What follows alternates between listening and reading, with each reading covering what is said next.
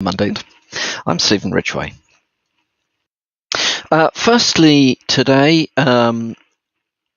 recently announced on Have I Been Owned is that i4Fraud has suffered a data breach, which effectively is an entire database of tens of millions of rows.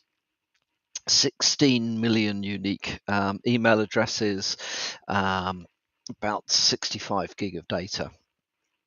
So if you have used i4Fraud, then be aware that data including names, bcrypted password hashes, phone numbers, physical addresses, partial credit card data, not that useful, orders placed using the service and so on, have been leaked. So just because of the scale of it, I thought I'd bring it to your attention. Take the usual precautions, and yeah, one of which is if you feel like you may have been subject to fraud, use one of the services that can help deal with fraud, unless that one's already been hacked. There we are. We spoke last week, probably the week before now, about the fact that OneNote attachments are now the go-to way of distributing malware, because the usual stuff around zip files and ISOs and you name it have been tightened up over the last couple of months. One thing we didn't really talk about was how these work, or at least how these OneNote attachments can potentially distribute malware and what you can do about it. There's a very good article on Bleeping Computer that shows at least one method by which these pieces of malware get distributed inside OneNote files. And one of the things which is really a throwback to donkeys years ago is that you get an attachment which has kind of a click to view document button on it. So you click the button, and underneath the button there's a whole load of stuff, in this case VB scripts, and you inadvertently run the VB script because you clicked on the view the document button.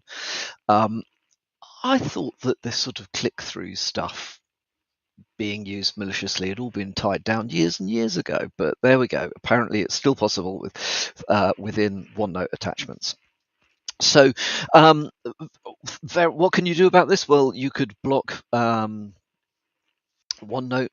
files from being distributed. Usual distribution is still email for these things. Start from phishing attacks, so you could tie it down at that point. That may not be particularly functional within many organizations, so you can begin to tie down what goes on within OneNote using group policies. You have to download the OneNote policies. There is a group policy template for OneNote, and then you can do things like you can disable embedded files. Now that will solve many problems, but embedded files means all embedded files, including things like images that may have got embedded into the OneNote files as well. So there are going to be a lot of organizations that often, well, in fact, a lot of organizations that won't be able to simply just disable attached OneNote files or embedded files through group policy, which leads on to some much less efficient ways of trying to control what's going on. You can block files by extension type in group policy. I'm sure are all well aware of the challenges of trying to block things by extension type. Multiple extension, multiple extensions on files to try and bypass filters, the fact that the file itself can be renamed later and run. There's so many things, and an ever an ever growing list of things you have to manage. But equally, can't block things that may be required within your organization. So tricky one to work through. Suggestions are to block.js, .exe, .com, .cmd, .scr, .ps1, .vbs, and .lnk. There will be many others because basically if you can click on it, it can run, in which case, if anything that can be clicked on that does something is liable to be potentially subverted for malware. This is an area that is going to get fixed, I'm sure. Microsoft has got a good track record of, although sometimes a little slow, addressing issues of malware being distributed via its own tooling.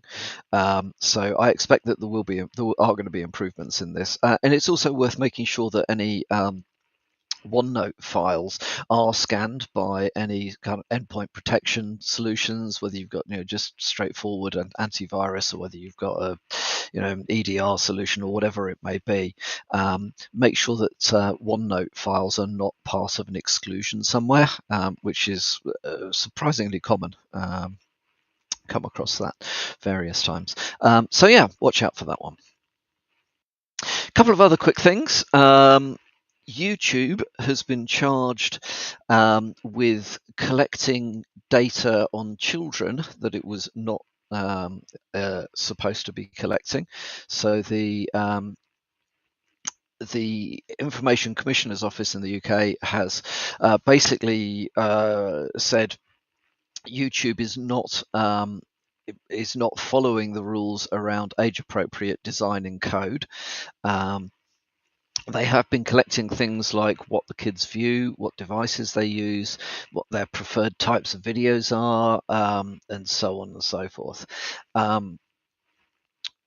It is challenging, I know, when you've got kids. They will do things, especially if they're not supposed to. They'll find it exciting to try and do stuff. So we are, to some extent, reliant on our providers doing what they say they're doing and actually following the rules properly. So hopefully YouTube will take this seriously and will stop collecting the wrong information about kids, because it's just basically, in my opinion, not on. Watch out for more. There will be a fine associated with this. In fact, they say that the fine could be as much as £17.5 million, or 4% of global revenue. Bet you they talk their way out of a big chunk of that one. And finally from me, electric vehicle charging infrastructure appears to have got very little in the way of security around it.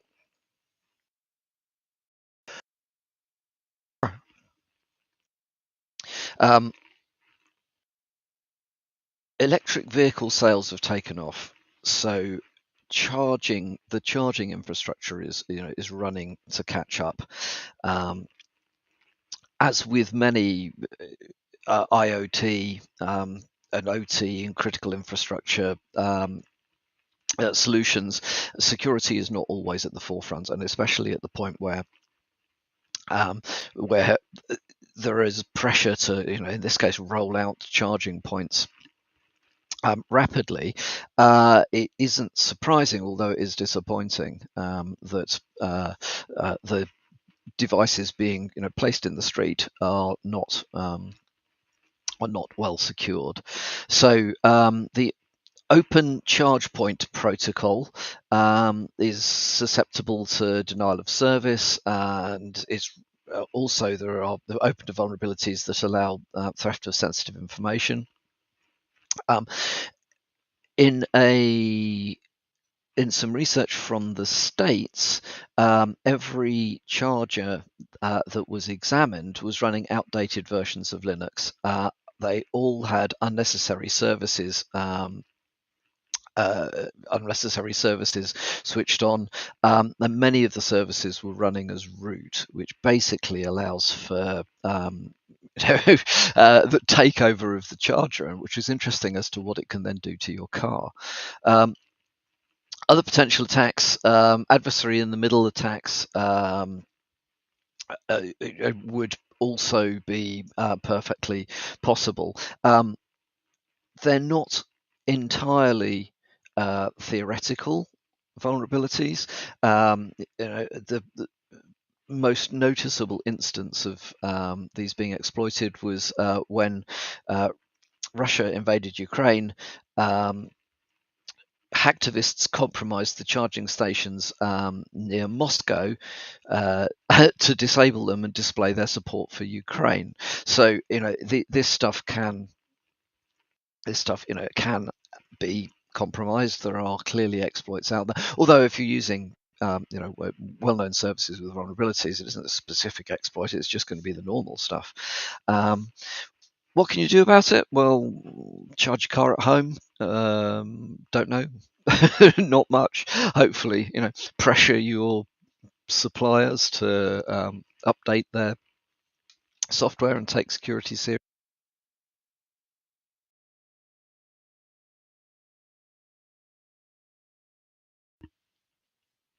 And that's all from me for today. Hope you have a great day, and I shall speak to you again tomorrow.